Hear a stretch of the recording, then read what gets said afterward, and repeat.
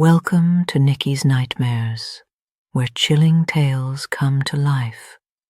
In today's terrifying story, we descend into the legend of La Llorona, the weeping woman. Once a mother consumed by heartbreak, her sorrow turned to rage and her tears became a curse that haunts the living. From moonlit rivers to silent ravines, her wails echo through generations, a warning to those who wander too close to the water after dark. If you love scary stories, paranormal encounters, and true horror legends, you're in the right place. Make sure to like, subscribe, and join me as we explore the darkness behind the cry that never dies, the curse of La Llorona. Origins of the Weeping Woman. When I was younger, my grandmother would tell me about a village long ago. She never said where, and maybe that's because it doesn't matter. Every town near a river has its version of the same tragedy. There was once a woman, María, the kind of beauty that makes people stop talking mid-sentence. She was poor, but her eyes held something powerful, pride, charm, and an innocence that drew danger like blood draws sharks. One day, a nobleman rode through her village. He promised her everything, riches, love, and a future beyond the mud roads and candlelight. For a while, he kept that promise.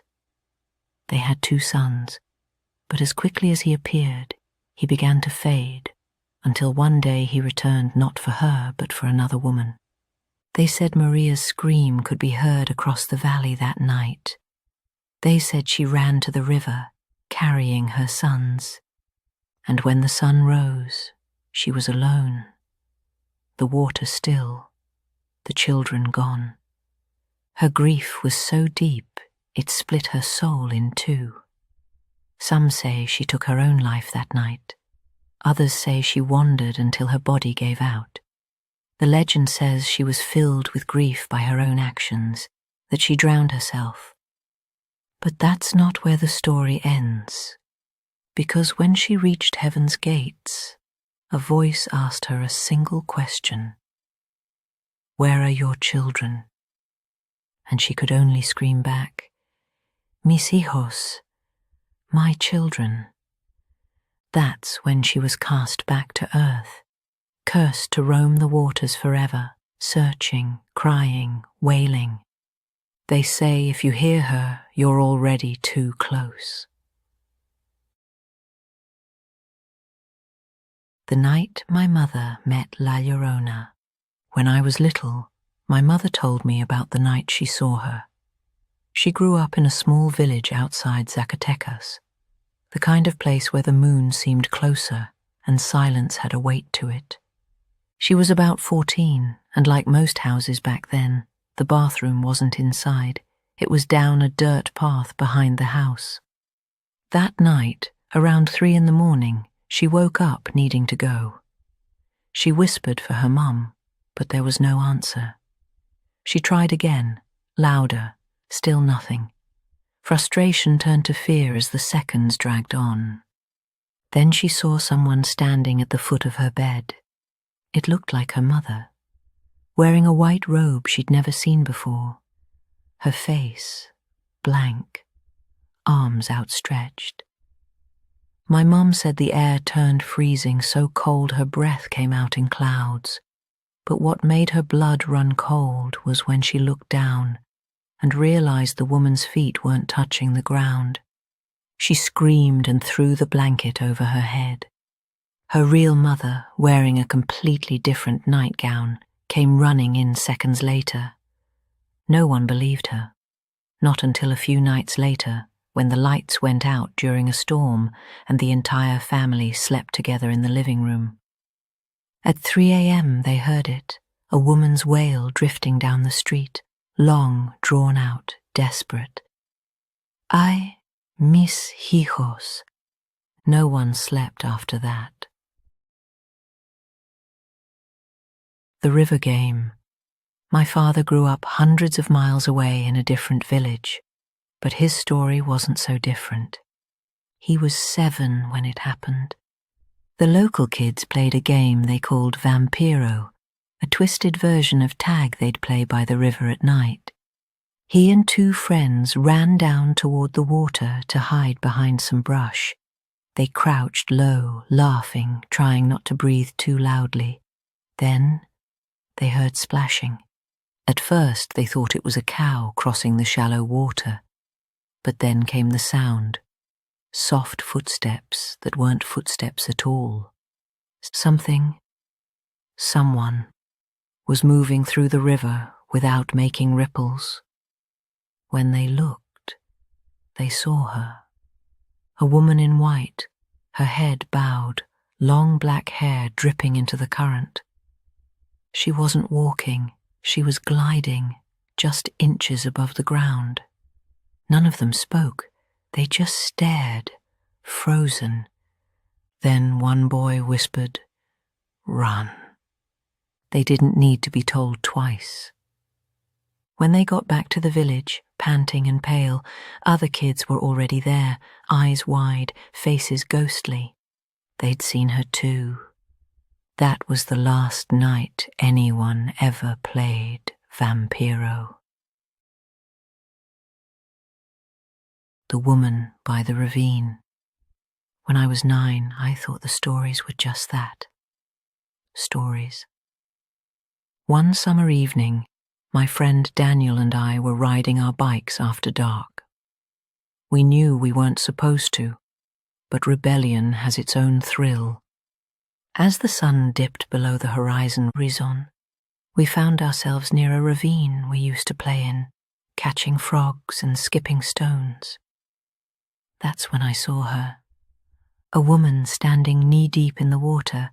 Her dress was white, or what used to be white, now clinging to her thin frame, heavy with years of wear and grime. Her hair hung over her face, dripping. Daniel saw her too. Neither of us spoke. We just stared. Something about her presence didn't feel right. She didn't move, didn't breathe.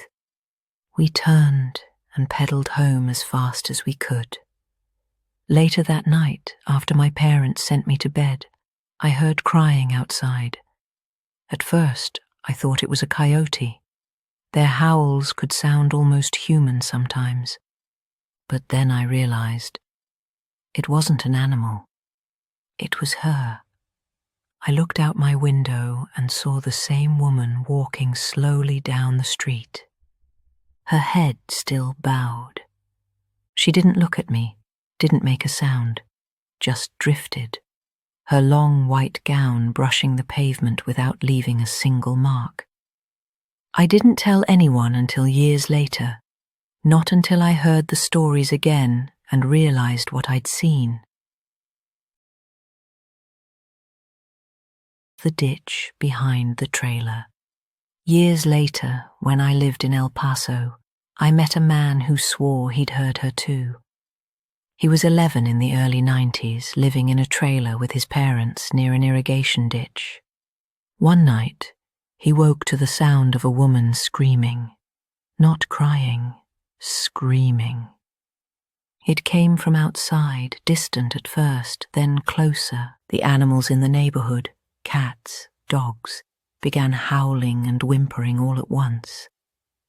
Then he heard the words, faint, distorted, carried by the wind. Ay, mis hijos. He froze. The sound wasn't like anything he'd heard before. It wasn't human. It was echoing, stretched, as though it came from a throat that had forgotten how to breathe. He ran to his parents' room. By the time his mother woke up, the sound had faded. No one believed him, but from that night on, he never slept with the lights off again. The River Park. The last story comes from New Mexico, and it's the one that still gives me chills.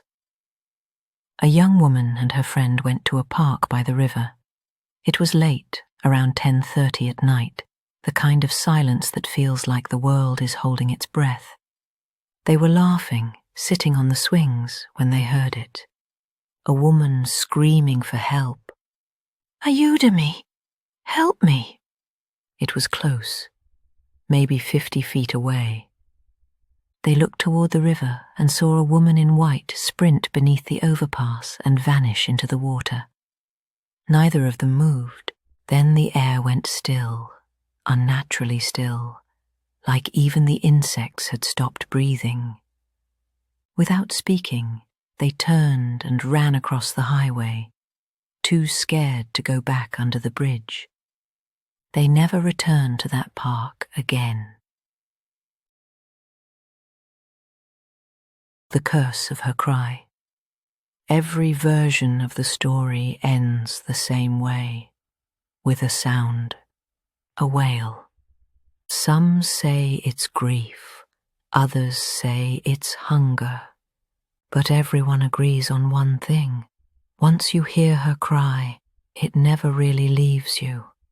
You'll be washing dishes one night and think you hear someone sobbing outside, or driving along a dark road and swear you see a figure by the water, and maybe you'll tell yourself it's the wind. But if you listen closely, you might hear her whisper back, "Where are my children?" And that's when you'll know she's found you.